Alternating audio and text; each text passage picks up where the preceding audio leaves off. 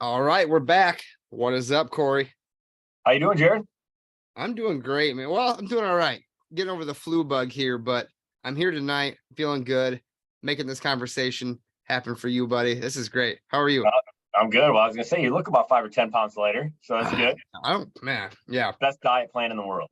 When you run hard and fast, like you understand, you eventually you're gonna get caught up with, like you said yesterday when we talked, and it really rang true. After all the Thanksgiving weekend and deer camp before that and everything else, I just got hit with a brick wall. So Well, I need to hear about your deer camp. Hopefully, I can hear about that here soon. I, yeah, I haven't heard much about it. yeah, we'll have to catch up and talk about that, or go back and listen to last week's episode. Oh, Little okay. Sorry, my podcasts are like not uploading as quickly as they used to. No, I'm a little off. And yeah, so I hopefully did see that you guys recorded one. I got to go back and listen to it. I got to get caught up, man. You know, we're getting some funny too much comments time at about work it. lately. Yeah, we had a good time. We had a good time. But Good man. you've Look also like been having a good time, man. What you been up to? Oh man, just trying to, I guess, keep my head above water, balancing right now. It's funny, I seeing some of my customers and they're like, why are you here? It's hunting season. I'm like, well, I'm trying not to hunt that much this year. And really actually, I hunted a, I think less than I usually do, which might be a new trend because it's been a really action-packed deer season for me. Um, so, I haven't been out there stinking up the woods and, just hunting to hunt because I just love being out there, right? Yeah. You created the property and you just like to observe it, whether it ends up with a big deer or not. But it's been kind of an interesting year. I went on a trip, which was cool. We can talk about that if you wanted to, Sure. briefly. I went to Saskatchewan. That was kind of a bucket list thing. But I think finally it's starting to pay off a little bit more. This is my fifth season on my property, Jared, Okay. and I feel like it's maybe starting to come together. And I remember saying when I first bought it, like, oh, in 3 years this place is going to be great. Maybe in 5 years this place is going to be great. And this is year five, and I killed the biggest buck I've ever shot Yeah. in Michigan or actually anywhere on it this year, which is pretty cool. Um, Very cool. but I'll say right now, in 5 years, the place is going to be remarkable. Yeah. Well, I like that. And I think spoiler alert, we'll get into that big buck here in a little while. He hits a stud. And for that to be killed on your Michigan farm, buddy, I mean, hats off. Hats off. Congratulations again. I've told you that a few times now, but Thanks, man. it's a great buck. It's a great buck. And we'll get into that. Just for anybody who doesn't know who the heck Cory Franceus is, he's one of my good buddies, hunting habitat man. He's been on the podcast probably more than anybody else, I think, besides Brian. Um, episode number 40. If you want to hear where this all began, this was 2019 is when we recorded episode 40. And you had pretty much blown through all this work. And I remember everybody saying, holy crap, how did he get all that work done in 2 years on the property or whatever it was at that time? And so I urge everybody to go back and listen to 40. And you'll see him on many other episodes too. But 40 is important, I think, as a prequel to this episode, just because it really shows how much time, effort, money, work that you put in to this 70 acres, right? Yep. Exactly. So Yep. that's go back, listen to 40 if you haven't listened to it, guys. But if people want a little quick notes version, Cory, let's hear a little bit about who you are real quick, and then we'll get into the meat and potatoes.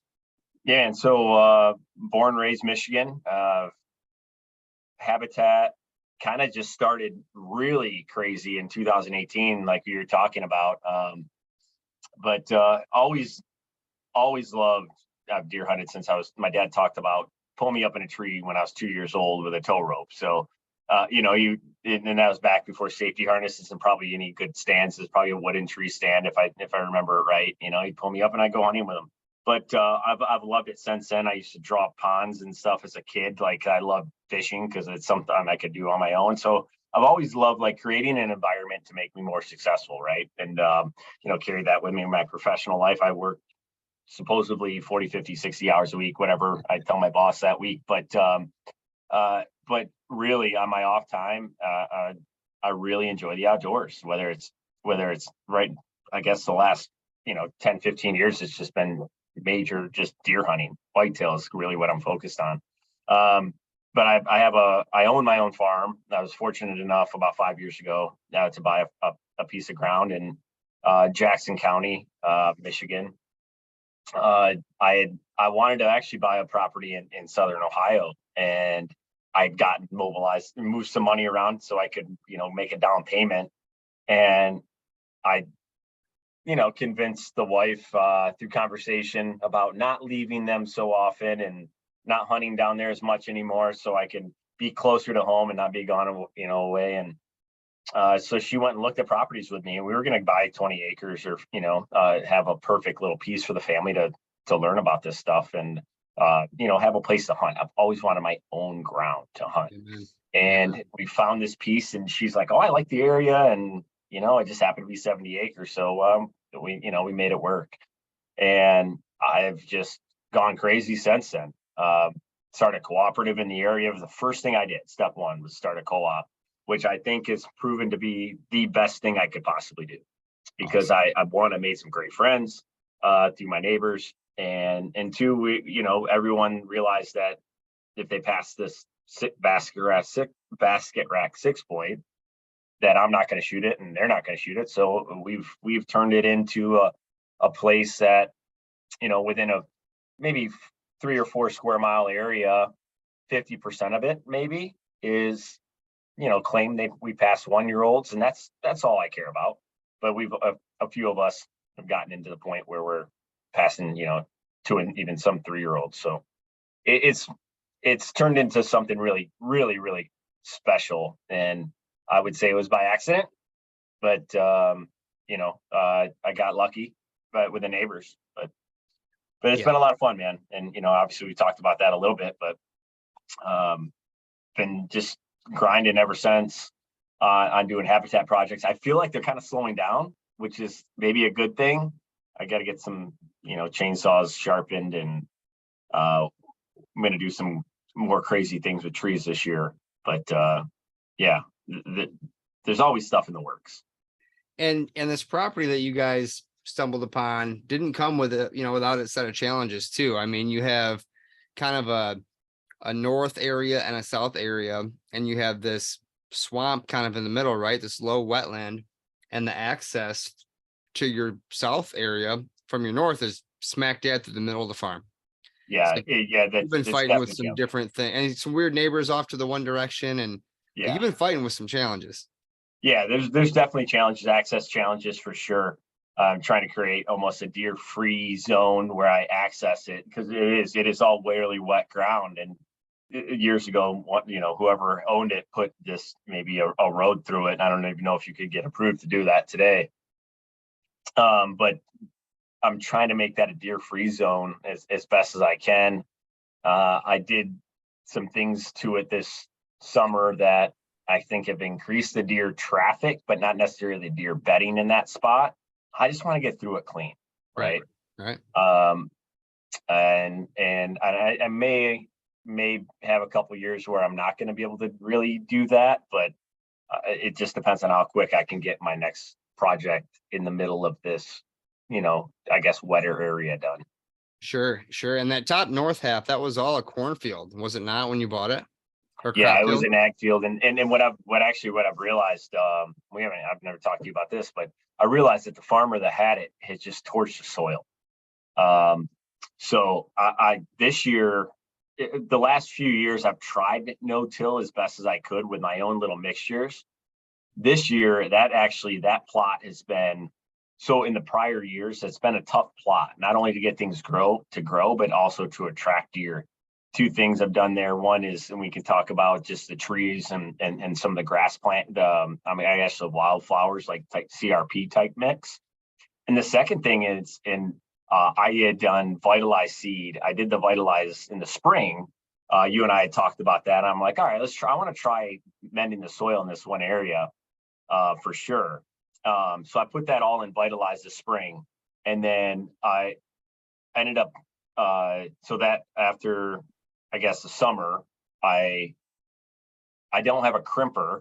I went over it with just a really light thing of Glide.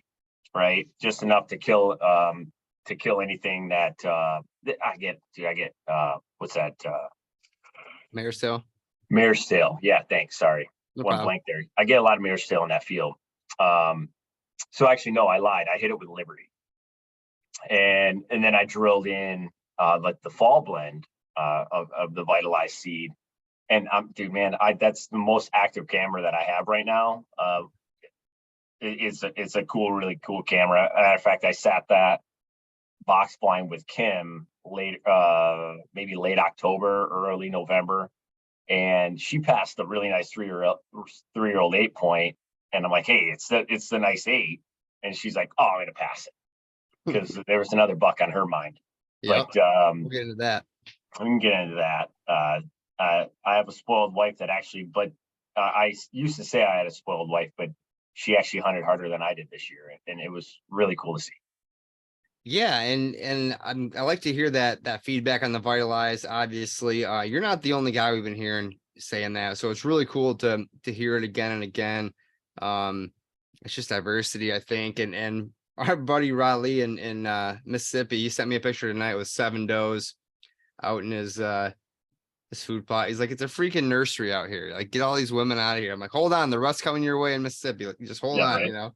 So it's just good to hear that feedback. And yeah, the torch soil, I mean, that's how the farmers have done it in your area, in my area where we hunt in Fowlerville. They've done it that way. The ground's like grayish, light brown, you know, the dirt. So it's good to hear that feedback. And now, you know, going back to, we had you on a few times, but we did a video a while back. You planted 1,500 trees in one part of your tree program, and that video is on YouTube, on our YouTube, I think, or your YouTube, one of the two. I can't remember. Yeah. But you've done more tree planting since then. Yeah. I mean, how has your plan progressed, and how many trees do you have on that 70 acres now that you put in? A couple. So yeah, that was in 2020 we did that. Okay, that was the first one. Okay. Yeah, and it was really just it was in a 5-acre section, you know, kind of spread out through an equip program. I learned about all that stuff on your podcast. I'm not kidding. Like, I learned about that right here from Chad Thalen, which was talking about that, right? Yep. So I had looked into that, and maybe I talked to Chad prior to even him coming on and talking about that. But the dude has so much value, and the reason it has so much value is technically I probably profited a couple bucks because I did the labor, right? I did all the sweat equity, and just like anybody flipping a house, man, they're putting they do the sweat equity, and I had no problem doing that. I like to work on my own ground. But that was 1,500 trees on 5 acres, and there was some grass plantings included in that. And that was on the south side of the little marsh we're talking about. Well, this old cornfield, the first thing I did, and we talked about this before, I planted all these switchgrass strips. This field's 900 yards, let's say 900 yards long and 150, 200 yards wide.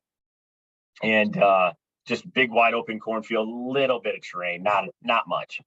And I remember just being able to see all the way across this thing when I first bought it. But so I put all the switchgrass, you know, to separate the, you know, just separate it, just to compartmentalize it. Break up the sight lines. Yeah, break the sight lines.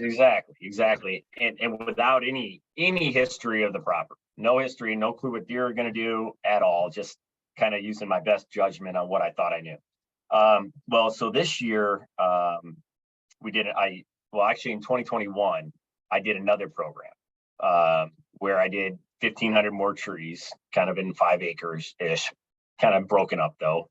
Okay. And then did another, and this is a 20-acre field. And then I did another, I think 9 or 10 acres of pollinator habitat.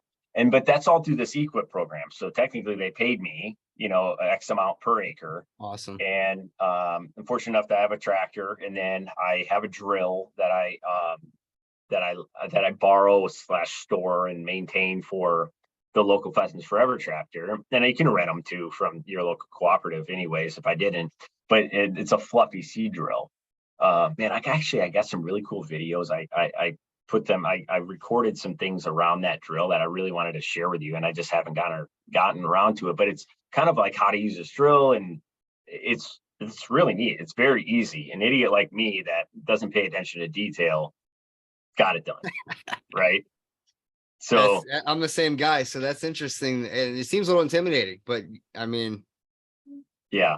Well, the intimidating part is the fact that I did it with limited experience, and I put, whatever, $300, $400 per acre of seed in the ground. Right.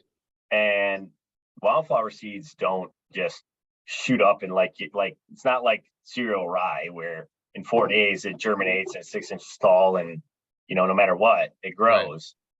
Right. It takes a while, and this year is when it's really starting to come in. It grew a lot this year. So that project I did in 2021, I did another 1,500 trees and shrubs. Mainly I did, in that mix, there were some hazelnut, aspens. I threw chestnuts in. I threw some crab apples in. Was that the one this spring? Was that this spring? That was or 2021, you said? That was 2021. I think I did most of those trees. Yeah. Gotcha.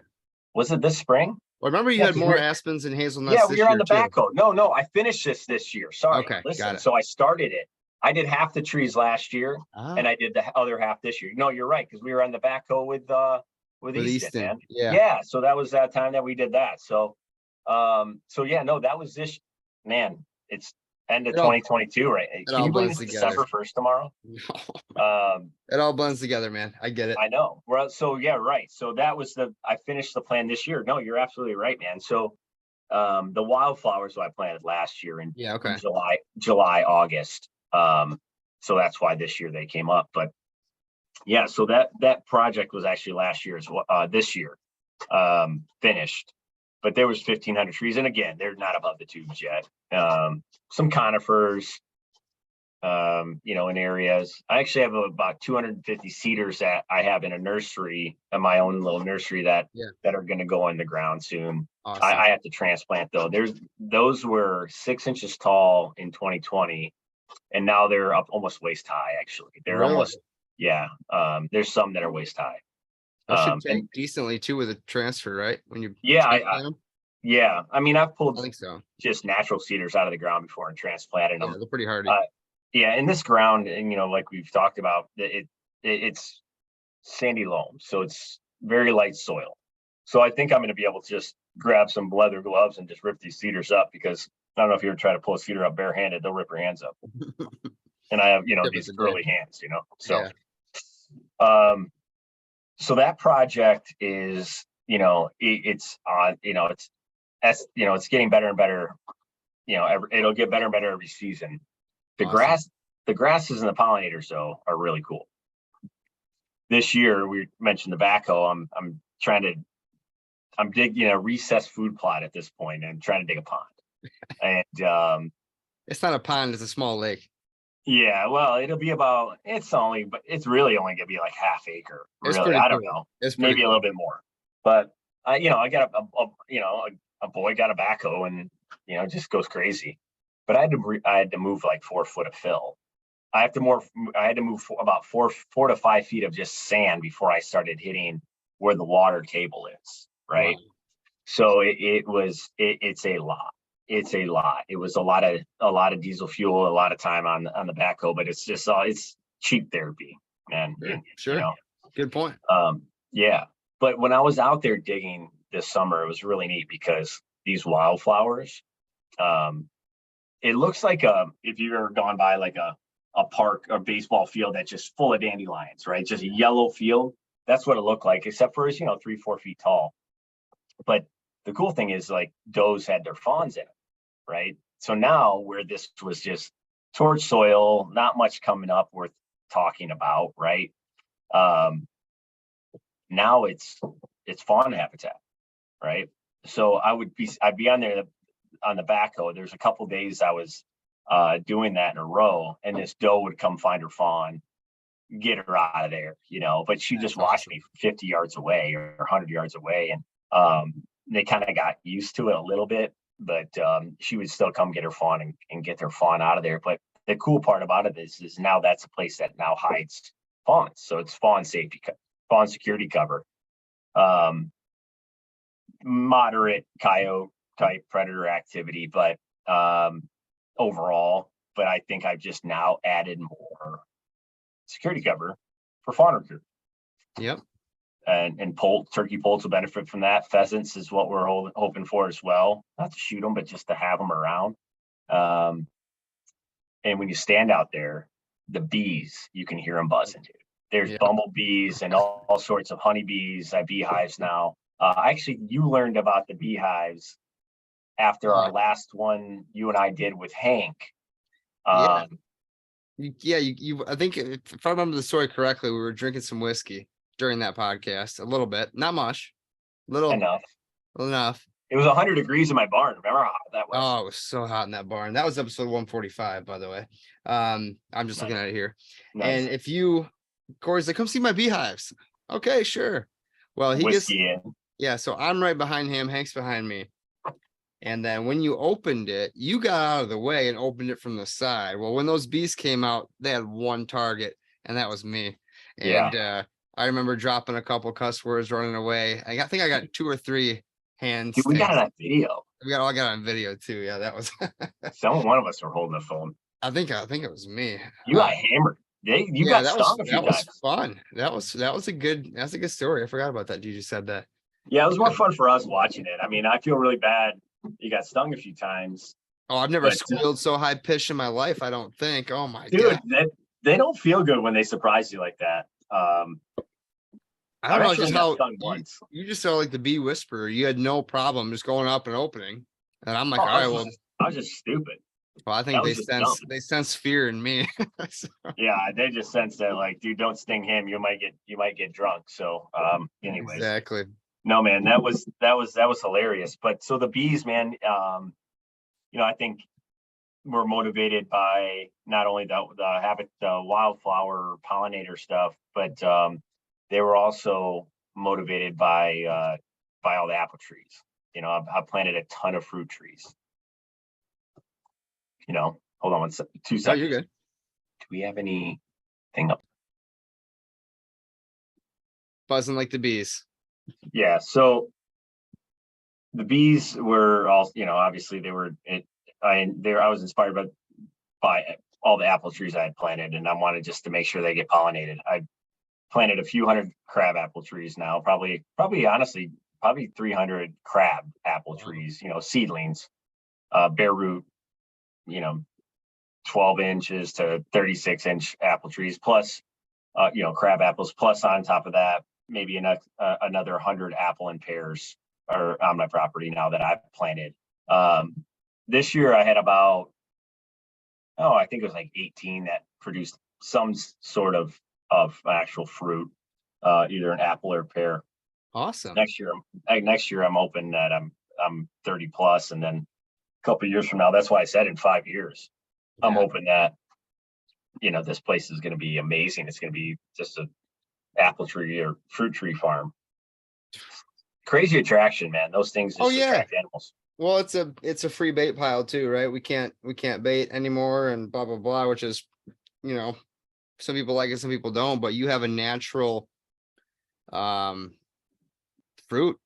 food mass just sitting there now, right where you put it, right where you needed it to be, and that's going to be huge. I had a couple of my trees show this year for the first time too, chestnuts and apples, and it's a good feeling. It's a good feeling, isn't it, when you finally get some fruit? That's cool that you get some chestnuts already. Like just a couple burrs, just a few burrs on them, or just probably a dozen, maybe 20 on the one tree. Yeah. Yeah. I planted those a while ago, 4 years ago. Yeah. So yeah, I don't know how they do break through that pokey shell, but they get in there. Yeah, no, that's cool, man. And I want to get on a fertilizer regimen for this coming up spring and just really hammer him hard. And I wanted to do it again this year, but it just didn't fall on the list, a priority list. And I wish it would have, because, creating strong, strong root bases and, helping those trees get bigger and stronger and flourish. It's Exactly. only going to help my property better. I've hunted places that have maybe 1 or 2 apple trees, and man, they're a social hub. Just a single apple tree, whether even if it's not necessarily for the apples, it's for bucks love to come up and scrape on them. You know what I mean? Yep. They love them for licking branches. Apple trees make great scrapes. So the bees, I think, will just help encourage all that project. Those But darn bees. darn bees, yeah. So come on over and play the beehives anytime you want, man. I will from a distance. I think any other projects that we didn't hit. Yeah, we talked about your massive tree planting and program, the pond that you're digging, the wildflowers, how those are coming into full effect. Now, how's all your switchgrass and native grasses? How are they looking? Yeah, so the native grasses have really blown up within that wildflower grass. So Awesome. within the pollinator blend, let's just say there's 15 or 20 different types of forbs, and Yep. then there's maybe 5 or 6 different types of grasses: big blue, little blue, Indian grass. Awesome. There's there's a couple other different types, some switch. All small amounts. And during I like that then. yeah, man, it looks really cool actually. So during the summer where I was watching the does, grab their fawns out of there, the grasses really didn't look like they're doing very well. But now this fall, the grasses are all 4 to 6 to 8 feet tall, all throughout it's actually, but it's more spread out. It's not thick like my switch screens that I have going through all the property, where I have switchgrass planted in screens more for visual barrier and access barriers. Quick question. Can you see down into that native grass? Yeah. Because the taller grasses are in pockets. Can you hunt that area and see down in there? Oh yeah, absolutely. Awesome. Yeah, absolutely.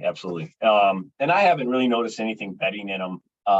Okay. But like I said, I didn't hunt my farm that much this year.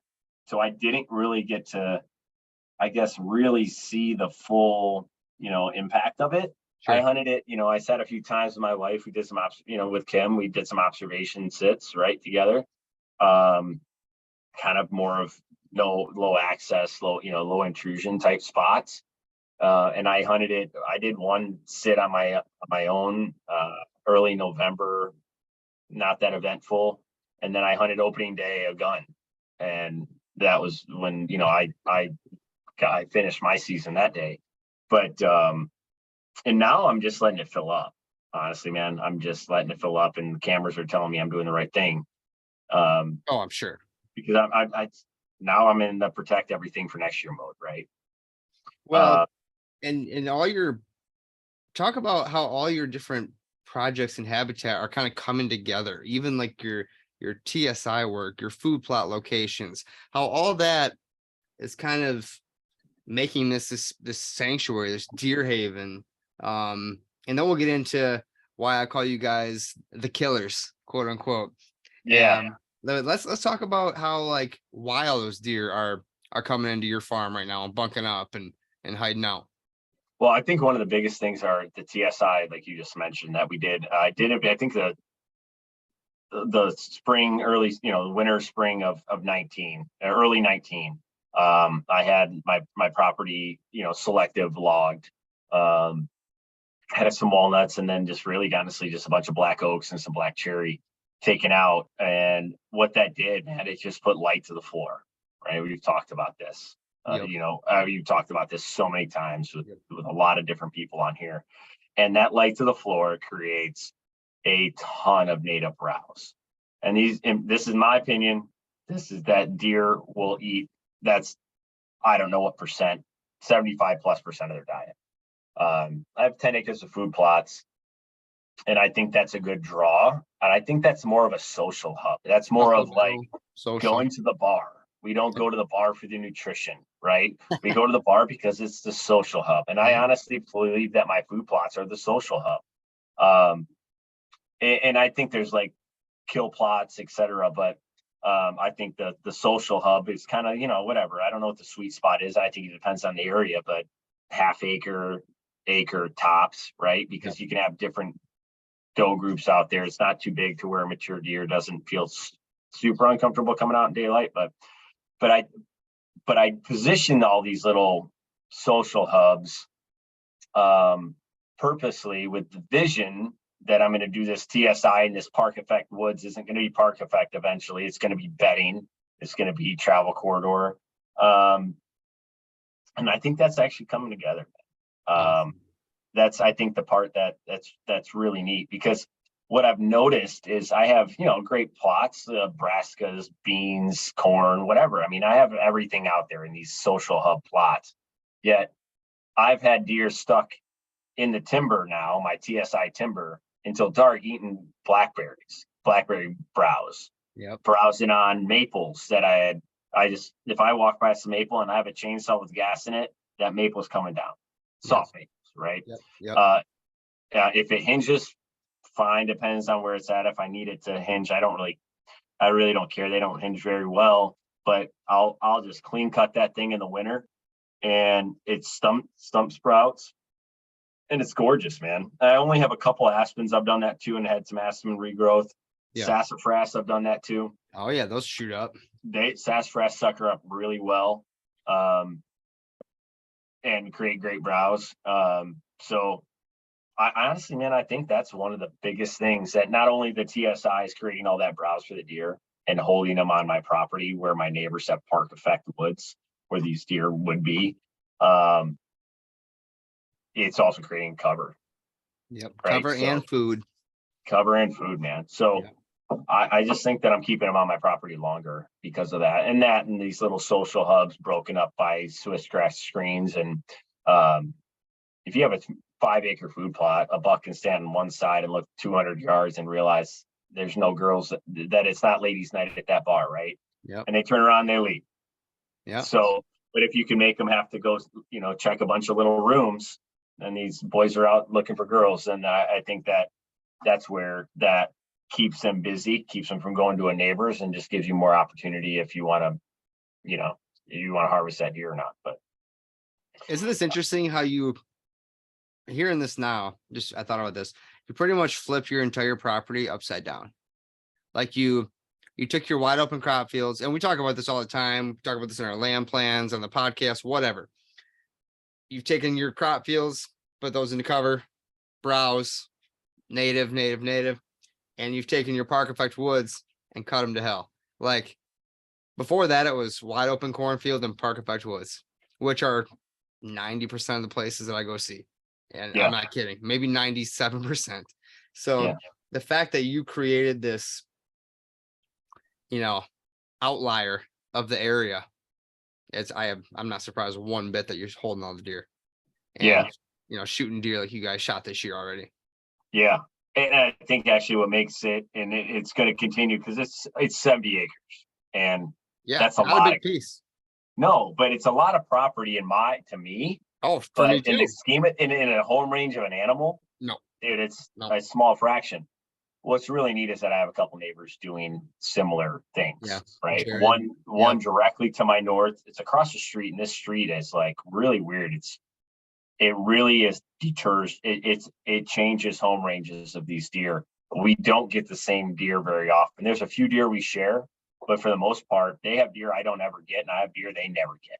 Like the one, the buck I shot this year, no. The buck that Kim shot, it was back and forth. Okay. We were all hunting it. Although I think Kim pretty much scared them. Told those guys to back off. There was some physical threats, I'm pretty sure, involved in that. But that's awesome. Yeah, dude, it's pretty cool to see her get, wrapped around the axles around something like that, because this hobby or pastime of mine, it consumes a lot of my time, and it consumes a lot of time away from the family.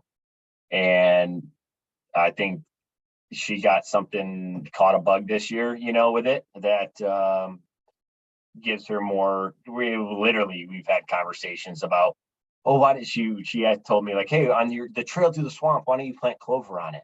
Because then they'll have more food. And And I'm like, hey, it's a great idea, but we got access through there. And we talked about like, I don't want to walk through clover where the deer could be and or smell me, right? So she's like, oh, that makes sense. Don't do that, So Yeah. before it was just been like, oh, well, it was my idea. You have to do it. I mean, it's just, how that goes. If you've been married, you have to kind Right. of do what you say. Right. But if you want to be, you want to be right or you want to be happy. But it's neat because then again, if I have to go plant food plots and it's an important, it's cutting into time. Mama's going to tell me to get those plots planted and do a good Oh, it's job. Right? extremely neat. It's extremely neat. Yeah, and if I got to spend an extra buck or two on Vitalize, then I'm going to spend an extra buck or two on Vitalize. Dude, I'll tell you, man, they're not just saying this. It's I actually think it's been the best draw. I told you, and I know we're switching gears here. I told you how many acres I was planting, and I bought whatever I got for. I think I maybe got like 75% worth of the acreage I was planting to the Vitalize, because I'm like, man, I already got soybeans and oats. I wanted to plant soybeans and oats together. I just had this like thing. I'm going to do this, and it's going to be kick ass. Yeah. But dude, the Vitalize stuff is what's attracting deer. Yeah. It seriously is. That mix right now is what is seriously attracting deer on my property. My oats, I planted it mid-August, and beans, because I had a drought. We had I had just like bad luck. I did too. Yeah. I just had, it was raining and I planted, and then it never rained again. Correct. It seemed like. So the beans and the oats, they ended up coming up a little bit later, and then they got overbrowsed. But the oats got tall too quick, and that Vitalize just came in perfect. Yeah. It was awesome. That's great. By the way, other than the little bit of liberty that I had hit it with at one point, maybe 2-3 weeks before I planted the Vitalize, and it was a very light dose of liberty because that stuff costs more than anything in the world right now. Yeah. It's $250 for a 2.5 gallon jug, and I used to pay $120, just like Glide went up. Yeah. So I hit it with very light liberty. Other than that, man, I did not fertilize anything. Just that for weed control, Yeah. And then I went and drilled the Vitalize stuff in, and then the beans and the oats and the other half, and the beans and the oats, I wish I wouldn't have done, because they just didn't come up like the Vitalize stuff did. Well, you got to try different things and different, projects and different mixes. And, it's interesting because I was having the same thought. Al's Vitalize looked stupid down in Ohio. They were getting the timely rains, right? And we planted, and then it dried out and dried out and dried out. And I was like, son of a biscuit. But once we ended up getting rain in September, it all came up. It just you had to be patient. It's there. It's establishing. Yeah, the seed's in there. The seed's there. Exactly. It all came up, which I felt good about. And I knew it would, but you always have that doubt in your mind going, man, should I overseed this again? Should I hit, just be patient. And no, I'm glad to hear that. I have mine's mowed down. There's a little green fairway carpet is all that I have left. And every day they're in it. Every day. But speaking of that, we planted Vitalize seed. Thank you, by the way. You donated that to the Back 40 project. Yeah. And we planted that. Actually, I think I sent you a picture. I was sitting in a ladder stand with somebody that we mentored in September. I think it was September for the early doe season, and this guy shot his first doe over the Vitalize. Yes. It was beautiful. I'd have to look it up. I can resend it to you if you need me to. So what I've been told you is that actually there was a couple people. Hank took a couple people out for opening day of our gun. Oh, I didn't know that. That same guy that shot his first deer with me he shot a doe with me. He shot a buck, a really nice 2-year-old over a Vitalize plot as well. Man. And then that's amazing to hear. Was it this weekend? Drew mentored a couple hunters. Really? And they shot another buck on a Vitalize plot. No way. Yep. Yeah, I didn't hear that yet. on Sunday, no, Saturday morning. Saturday morning. Oh, Because he texted me and asked me if I could come out and help out. And he was actually, I think, had a little, he was under the weather. I didn't know that. He had texted me like, hey, can you mentor tomorrow? And I said, oh, I'm going to take my Easton out for try to get him a deer. And yeah. so I couldn't go mentor anybody, but they ended up shooting a buck over a vitalized plot. Out of the box blind that you and Chad, I think it was just you and Chad and did a podcast out of. Remember the blind that you guys sat in? I do. Yeah. Yep. They said in that blind, we put that in about a half acre of vitalize this year. And yeah, man. And 3 deer out of it so far. There's been 3 deer out of that blind. And then there's 4 plots total, I think. Okay. Gotcha. On the back 40. But 3 out of that one blind have been taken, a couple does, and then that one buck this weekend.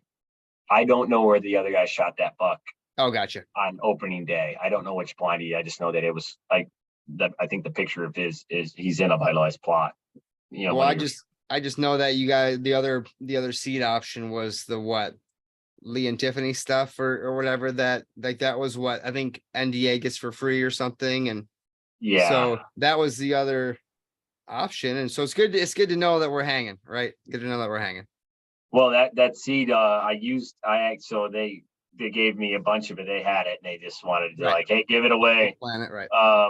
And where I did my pond project stuff, I made a berm. Well, I made a new road. I had to make a new access road. Yeah. And it's like 5 feet high and I needed to stop erosion, and it has ryegrass in it. Ryegrass in it. So I'm like, well, good for your erosion. I throw it away, but then what if that comes up in a landfill and spreads on my property? Whatever. I'm kidding. So I'm like, I'm going to throw this down. And good news, there's not a deer track in it, but I threw it up. I'm like, I'm going to throw this stuff down. Yeah. Ryegrass, grass on the hillside. Yeah, I mean, it was green. Like 10 minutes later, it was 3 inches tall, but the deer won't touch it. It's too high in like the digestible fibers. It's crazy how they know that. It's crazy how they understand nutrition and diversity and where to find what and what's playing off what. And I mean, we think we know a little bit about it. Yeah, no, they let them tell you. And that's the only challenge with the amount of attraction that Vitalize has, is that if you don't have enough biomass there, at the end of the day, the deer pick up and take all your nutrients away. You're not totally getting the 100% full soil benefit that we talk about. But yeah, I'll trade heavy deer attraction and then just plant it more years in a row and get my soil benefit. So I'm really amazed by the attraction this year, what we're hearing.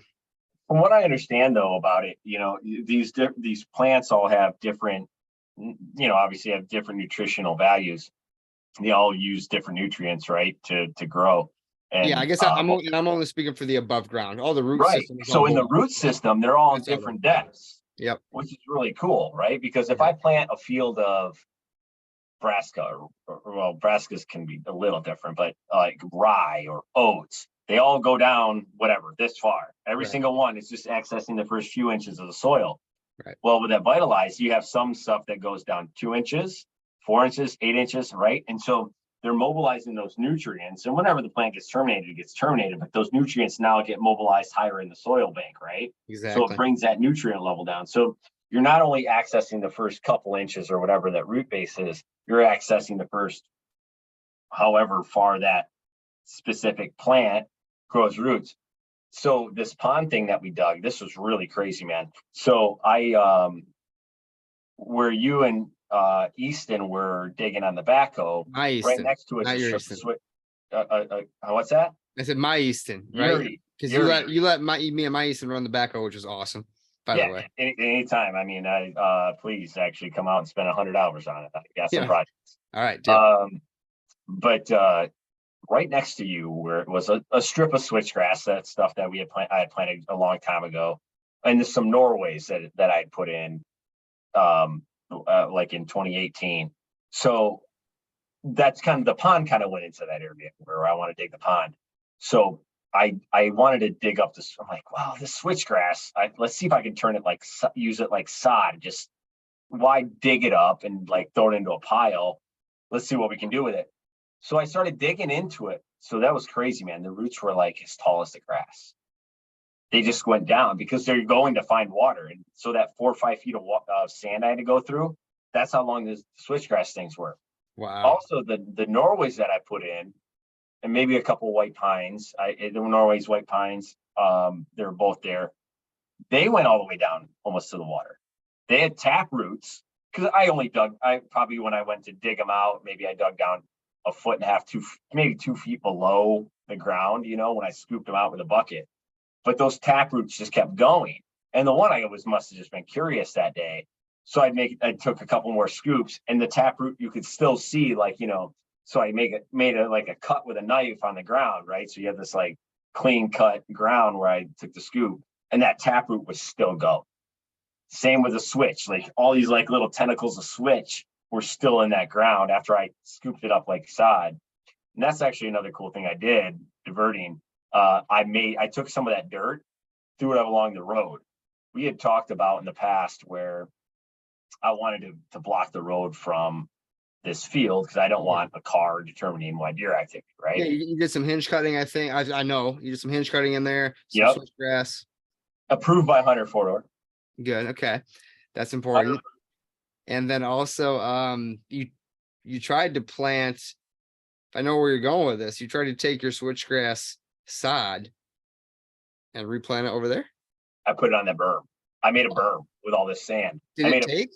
Or don't you know yet? Yeah, no, most of it did. I mean, yeah, it was, I would say, it might have been stressed from the transplant. Sure. But yeah, sure. it's absolutely, because I dug, I mean, that backhoe gets through stuff. It's a big piece of equipment.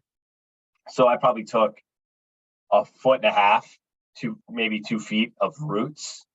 Oh yeah. Underneath the switch, right? Oh yeah. And so I laid it on top. Yeah, absolutely. And That's some awesome. of it actually were wildflowers too, like because they were part of that wildflower mix a little bit. Yeah. And there's wildflowers growing on it too. So now I have a 7-8 foot wall along the road. And then I put switch on top of that, which will get 5-6 feet tall. Yep. So now I have a 12 Fort foot Knox, wall. baby. Huh? Fort Knox. It really is. It's really cool, man. It's really cool. And I made that about 200 yards long. Wow. So, but now I have that berm. I have miscanthus, which is in year 4, which is super thick. Now I can transplant that because now the miscanthus is irrelevant because I have a 12-foot wall next to a 12-foot wall of miscanthus. So now I can transplant the miscanthus or dig it up, break it up, and do whatever with it. Yeah. Sell it, whatever. If anybody, a buddy needs it. And then I have switchgrass. And then between all that is all these Norways that are now waist high, chest high. And now because they're above the grass, next year they're going to be head high. So it's really cool how just in 5 years, man, I've made it from where you could just, drive by and look at every single thing there. And now you can't see it at all. Now I don't have to wear pants. I don't have to wear pants on the property anymore. It's great. Well, and all joking aside, the deer notice that too, right? The deer notice how secure it'll feel in there now without a car slowing down. Deer will stop and look and take off back in the woods, right? Yeah. None of that matters anymore. Yeah. Yeah. And I've noticed too, the blind actually that Kim ended up shooting her deer out of, there's a house about 200 yards to the north of it. And the first couple of years that house was a problem but now I have switch and some miscanthus there. The deer will still come out now. They can hear people at the house. Yeah. But they can't see them. That's it's the visual, it's the sight that stresses them out. You know what I mean? Yep. The noise, they kind of look up and they're like, okay, we're fine. But it's that visual sight thing that actually stresses them out. Oh, So speaking on Kim's buck, I want to hear the story. So, and the story of your buck and kind of how all this is coming together for you guys. It's been 5 years. You're, just like my property last year, it was 5 years. The habitat's maturing. Things are thickening up, growing in. Let's talk about the success that you've had this year. Yeah. Putting a bow tie in 2022 here. 2022, man. So last year there's this buck named Krabs. I'm pretty sure he was a 3.5-year-old last year. You And when know, you call them crabs, the reason for that is he had a couple, like his G4s were just kind of tight and kind of like, one kind of like curves out. So Cool. I don't know. That day I decided like, oh, that buck kind of looks like he's got little crab claws, right? like it. And so I called him Krabs last year. And he was actually he was killable last year. He was a 3.5-year-old. And I purposely did not want to see him last year because he was a great deer.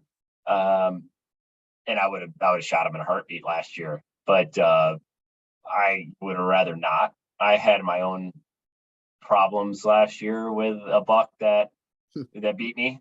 Yeah, the old droopster. We're not talking about Nubby here. Oh, Nubby. I always call him Droopy for some reason. It's Nubby. Well, he's droopy now after my encounters, but I think I'm drooping a little bit more than he is, even though anyways, I killed him the last time. I killed him, dogs, whatever. I had a dog out, just terrible. But it was cool. It was cool. It was a fun chase. And that's another cool thing about how the properties come together. Is now these deer, they feel safer. And honestly,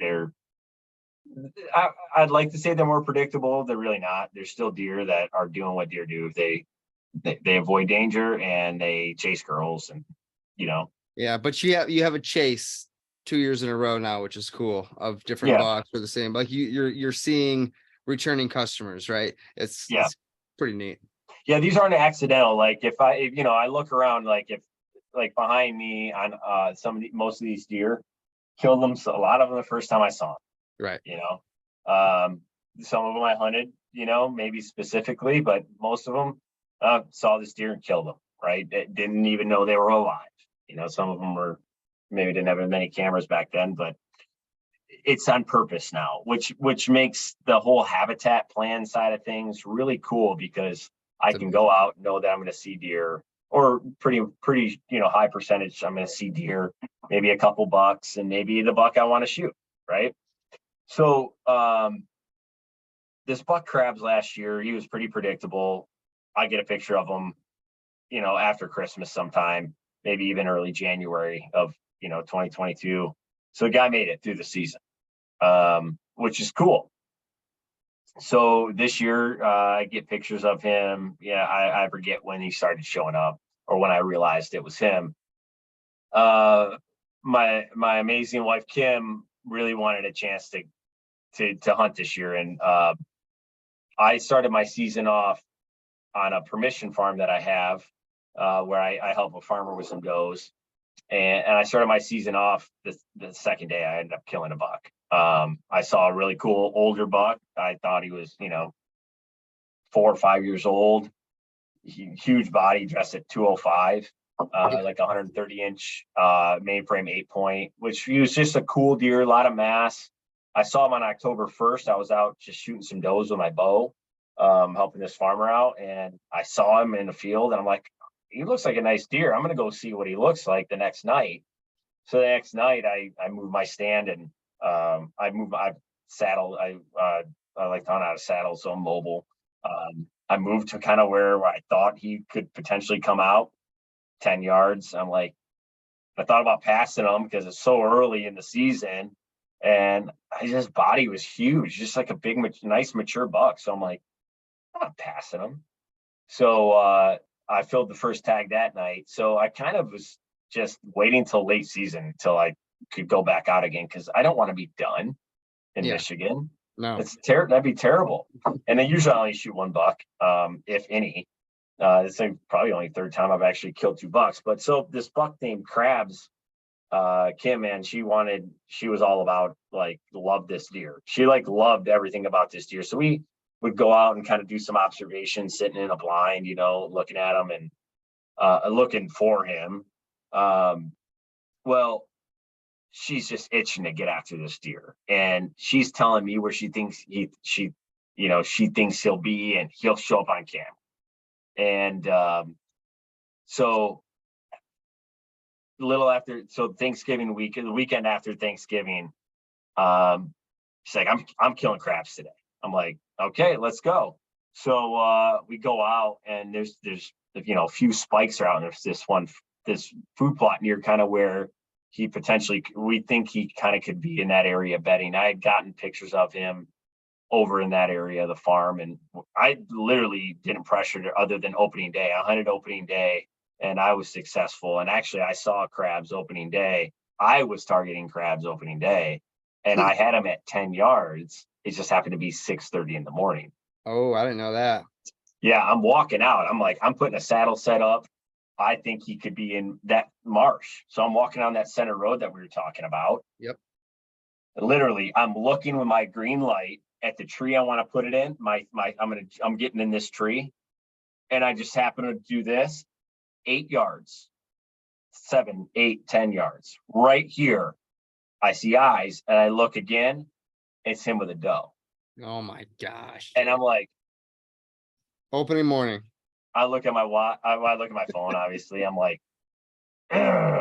Yep. everybody will hear me shoot right now. I've never do that. I couldn't look at a deer the same way, but No. you know what I mean? I could never We do have that. morals. Yeah, I hate that. Sometimes, most of the time. How we're When it raised. comes to deer, man, I don't know. That just isn't. It's not worth it to me, man. I mean, yeah. Anyways, but he was duty, and he was magnificent. Really? Oh, I mean, my 8 green yards, buck that big at 8 yards. yeah, yeah. That's crazy. Um, I haven't walked up on one in the dark prior to, daylight that close, that big. I don't know. I haven't. so imagine if you're driving by, like glassing deer in a field. Yeah. If you don't slow down, the deer don't care. Right. What happens when you slow down? Yeah. They the run. The boogie. Yeah. So I just kept walking. I'm like, I don't see this. Like, I'm like, looked, I'm like, I don't know what to do. And I'm in my mind's going like, what do I do? Like, I am actually like, don't know what to do. He is right here. My tree is right here that I want to get in. I can't. I'm not going to try to get up in there and sticks. You don't want to blow him out. No. Yeah, I'm going to blow him out with his doe. And I don't even care about him. I just care about where his girlfriend's going to go, right? Right. He's going to follow her. He's Right. whipped. He's whipped. You've heard about that. You've heard about that. I have, unfortunately. Yes. Yeah. I don't know anybody like that. But so I like, all right, man, I'm going to go upwind of him because I don't want to set up somewhere. So I went to a stand. Actually, you and I actually hunted this stand like 2019 when you came out. Ago. Yeah, you came out, we doe hunted, and you ended up shooting a nice 8-point that morning. Yeah, we jumped one. Like Yeah. we were jumping, like we were pheasant hunting, literally.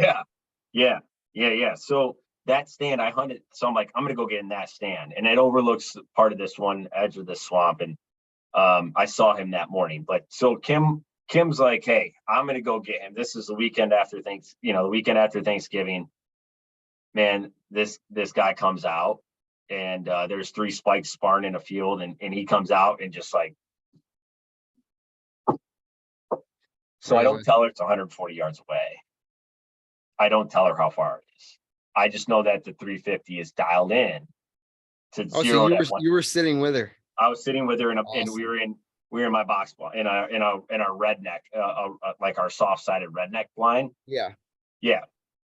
And she's got a tripod, so I know she's solid. She doesn't, she's not going to be like me and get all excited and just start shooting in the air. Like, when I see a buck, you know what I mean? Yeah. Just the excitement. Flinging bullets. She's more methodical, I guess. She's better than we are.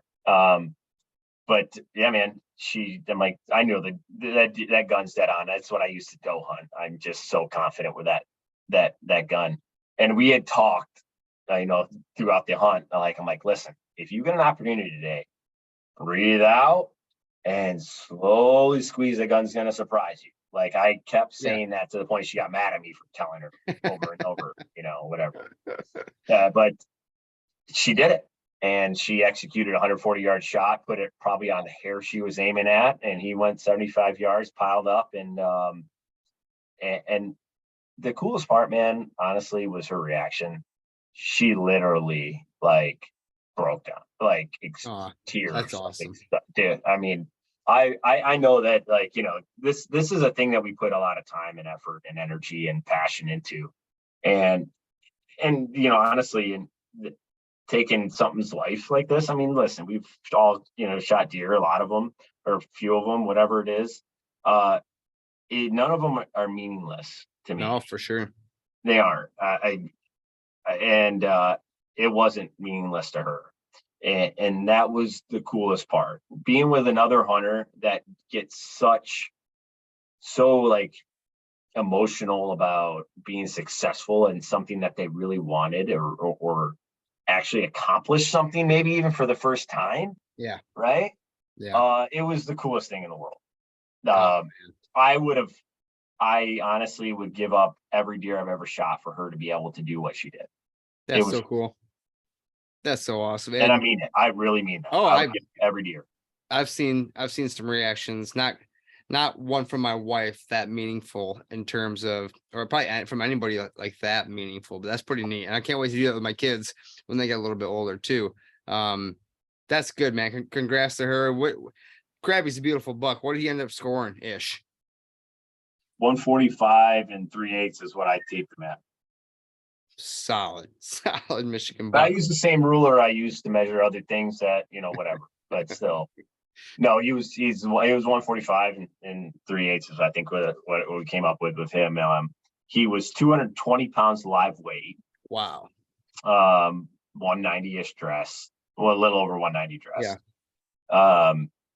Great deer, man. Oh, congrats, Kim. That's amazing. I know I told her already, but that's awesome.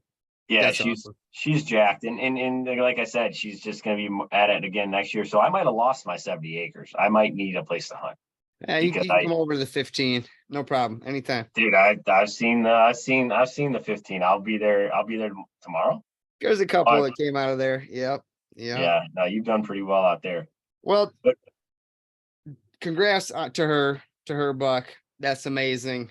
But you guys, that's not the only buck that hung on the buck pole over at the Franceus farm this year, right? No, so this is our 5th year hunting it, and then other than my cat and mouse game with a buck last year, I haven't killed a deer out there. I haven't killed a buck. I have not. Not only have you not killed a buck though, but you've been extremely selfless with everybody else. You've had me out there. We're doe hunting. You've had your kids. You've had mentees, if you will, from the NDA Field to Fork. You've had your dad. You've had all kinds of people out there. Yep. And you put everybody in front of you, which is amazing, first of all. And you went 5 years without shooting a buck on this property that you put 20 years worth of work into. Yeah. So this year I pulled the trigger on a buck. Well, let's hear the story. It was open in the morning, right? Yeah. So I walked like we said, I walked past crabs. Oh, this is the same story. That's the buck I'm looking for. That was the buck I wanted to kill. So I go 100 yards upwind of crabs. He's locked down with the doe in the swamp. I'm killing him that morning, right? He's gonna walk out. He's gonna walk out. He's basically tied to a tree. Well, I don't see him. What's cool is though, I heard him down in there. Like I heard just like bucks rubbing, probably just intimidating other bucks, which is really neat. I saw maybe 6 or 8 different bucks that morning, and opening morning I was actually at work, so I wasn't in a tree stand. But if I was, I saw 6 to 8 different bucks that morning, and I couldn't leave, man. I was literally, I was going to go to work around 10 that morning, and I stayed. Yeah. And I just had activity, and it was, I think, around 11:30. I look I'm down just watching my like swampy area, and I see a buck that I called like the freaky rack buck. And I had a few pictures of him this year, and I had a picture of him lately. I'm like, that's the kind of actually the deer I really wanted to see that day. I was kind of hoping maybe he's to shoot crabs, because he was kind of a famous deer on our property at that point, where we were talking about, if I see him, I'm going to shoot him, or maybe I leave him. I don't know. I didn't know that he was 145. He would have been dead. After I saw him that morning in the dark, he was dying. I was going to shoot him if I saw him. Yeah. And I knew he was 4.5. So anyways, I see this buck I called the freaky rack buck or whatever, but,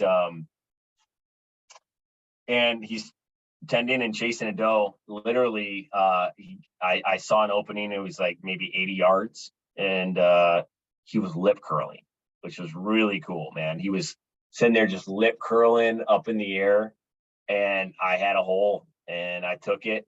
So I shot him, and here's the crazy part of it. So I shoot, and he runs almost like towards me. So I just like quickly just rack another, I have a 450, like the Ruger American, Yeah. 450, right? Same one I So I have. rack and I short rack or something. Anyways, the bullet jams, and I just look down for 2 seconds to like, and I like, finish my rack. And I look up, and there's no deer anywhere. I'm like, but it's thick. I'm like, where'd he go? So I have no idea where he goes. Text my neighbors. I'm like, hey man, I just pulled the trigger on the freaky buck. I don't know. I'm gonna get down in a few minutes. So I take my time because I don't want to know the answer if it's bad, And I was right on him, but it's one of those things. If you've ever had a bad thing happen to you or made a mistake, it takes a while to get that back, regardless. Confidence is lacking until you build it back up. Yep. Yep. So I get down, and I go down into this marsh area and go through all the cattails and get into kind of where I think he kind of was. And I'm looking, it's so thick, and all of a sudden there's a dead deer.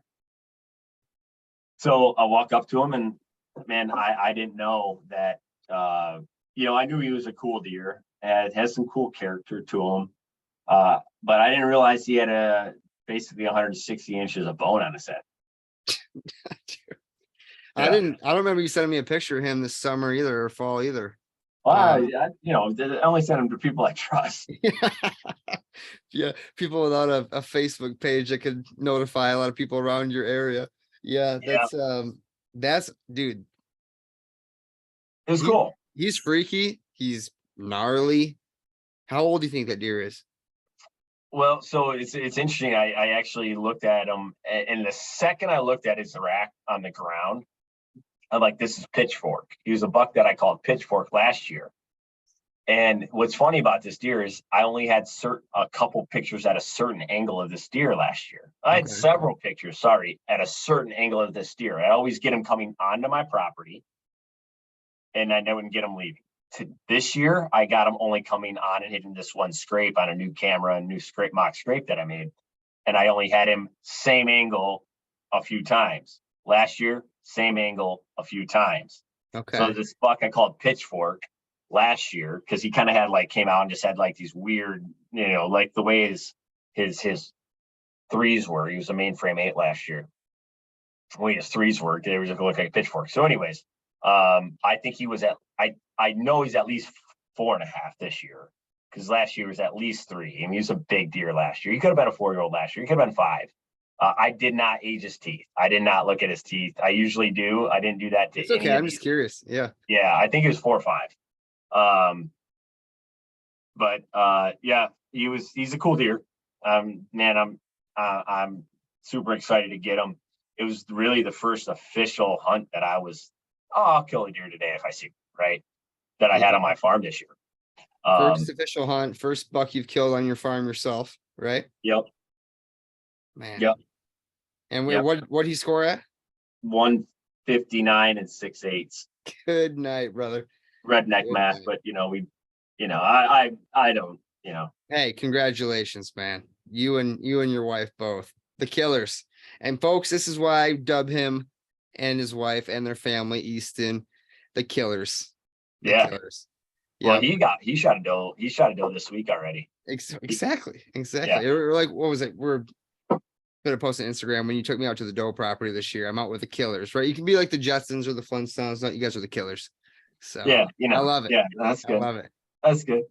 Yeah, I can't wait to see Kinsley and Maya get out there too, or Mia get out there too, and start whacking them a bunch of venison too. Mia has I'm looking right now at 131-inch 8-point that Mia killed. Oh geez. She killed that at 10, 11 years old. Yep. I just saying we talked about Drew earlier. He mentioned her on that hunt on one of my property, on the property that I always hunted by Coldwater. Yeah. Well, I think the nickname's gonna stick, man. I think the name's gonna stick. So yeah. Well, good, man. Well, you got to get back out to the doe property. I have the farmer has another, I think, just gave me another 12 tags. Okay. So I appreciate that. I'm in. Yeah, he asked me to try to get them filled. I told him I would because, you know, it gets me permission. And Yeah. How many have you whacked for him this year so far? Between you, yeah. As the real number? Yeah, sure. 40. Dude, I bet you're dialed in with that 350. It's interesting that yeah. And last year I think he had me down for 36 myself. This year I'm keeping tabs. We've killed 40 collectively. Yeah. I think I've only personally killed about 28 or 30 of those. Well, it's only November 30th. So yeah, last year I killed 36 in December. Right. Yeah. Yeah, it's a lot of work. So if you know anybody wants some venison, man, let me know. Otherwise, I'm donating every single one. Every single one of these deer get donated. Okay, they go to Sportsmen Against Hunger.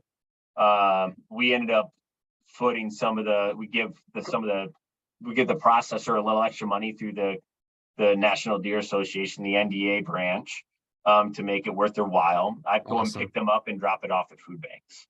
Awesome. So it's a lot of work, man. It's worth it though, because honestly, it's really good venison. These are all farm deer. And the reason they're farm deer is this farmer has these permits for a reason. He cannot harvest his crops. Right. Something like 2 years ago, he could not harvest 75 acres of beans. This year, his beans got smoked by a drought a little bit too, but also affected by the deer. You know, they just never. Oh, they were smoked when I was there. Yeah, they just never all competed at the browse, right? Yeah. On 75 acres. Yeah. Now I'll tell you what, though, the last few times I've been out, it's a little bit more few and far between on the deer. Oh, I'm sure. You know, we've done a good job at telling them go eat somewhere else, right? Yeah. Can't eat here, but it's something that's necessary because there isn't enough hunting. But also, since there's a lot of deer, there's also some bucks and some nice bucks, which is why I put in the work so I can go hunt a really nice property. Which is why, you know, the surrounding properties are only shooting really nice bucks that are around and not hammering all these does. Right. The management part is important. Yeah, the habitat's not sustaining that big of a population and nobody around there harvested does like you do. So, I mean, it really all goes back to all the hard work you put in. I'll say it again. And like, you know, just the fact of what you try to do for yourself and others is it's admirable, man. Congratulations on a hell of a season so far. And it's not even December yet. Right. Well, I got a buddy that is on a lease with me in Ohio. And, and I'm hoping that you can come down, and I don't know. I actually thought about going down on Friday night. Yeah, you talked about it. I don't think I'm going to go. I think I'm going to stay home and hang out with the family and see if I can get that same buddy to come maybe go whack a doe or two with me this weekend. That sounds like a plan. Remember when I told you the daughters have a nutcracker dance on Saturday? I was wrong. It's Saturday and Sunday. All right. Well, since you're nuts, you're nuts. That's afternoon. Those are afternoons, not morning. Just tell me when. It's anytime. You want to go sneak out during the week? Honestly, you don't have to get out there till 4:00. This nutcracker, it's the cutest thing in the world, but our girls are there like 3 nights a week practicing. It's a lot. It's a lot. Other guys who have daughters can probably commiserate with me, but yeah, we'll have to get down to Ohio too. That'd be awesome. Yeah, we'll still have a lot of season left down there. I'll bust your. Please do. Yeah, stuff for you. Bust my nutcrackers. Let's go. Yeah, I'll bust your nutcracker for you for not going down there. But I thought about going down this weekend, but I'm not gonna. Maybe, I don't know. I gotta look at when Ohio muzzleloader is. Maybe we can do that. You know, exactly. It just gets tough after, it gets tough after the rut. And it's big country stick. So yeah. All right, man. Hey, Cory. Great season so far, bud. Congratulations. Appreciate you coming on. Thanks, bud. We'll talk to you soon. All right, see you, man.